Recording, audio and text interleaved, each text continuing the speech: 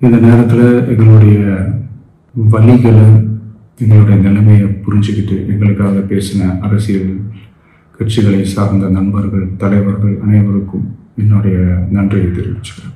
கிட்டத்தட்ட ஒரு 5 மாவட்டத்துக்கு பிரச்சாரத்துக்கு போனோம். இந்த மாதிரி எதுவுமே நடக்கல. ஆனால் கரூரில் மட்டும் ஏன் எப்படி நடக்குது, எப்படி நடக்குது? மக்களுக்கு எல்லா உண்மையும் தெரியும். மக்கள் எல்லாத்தையும் பார்த்துக்கிட்டு இருக்கிறாங்க. கரூரை சேர்ந்த அந்த மக்கள் அந்த உண்மையெல்லாம் வெளியில் சொல்லும்போது எனக்கு கடவுளே நேரில் வந்து இறங்கி அந்த உண்மைகள்லாம் சொல்கிற மாதிரி எனக்கு தோணுச்சு. சீக்கிரமே எல்லா உண்மைகளும் வெளியில் வரும். எங்களுக்கு தரப்பட்ட இடத்துல நாங்கள் போய் அந்த ஸ்பாட்டில் நின்று நாங்கள் பேசிட்டு வந்தோம். அதை தாண்டி எந்த தவறும் எங்கள் சைடில் நாங்கள் எதுவுமே செய்யலை. பட் இருந்தாலும் எங்கள் கட்சியை சேர்ந்த நிர்வாகிகள், தோழர்கள் மேலே எஃப்ஐஆர், அது மட்டும் இல்லை சோஷியல் மீடியாவை சேர்ந்த நண்பர்கள், தோழர்கள் அவங்க மேலே எஃப்ஐஆர்லாம் போட்டு இப்போ பிடிச்சிக்கிட்டு இருக்கிறாங்க.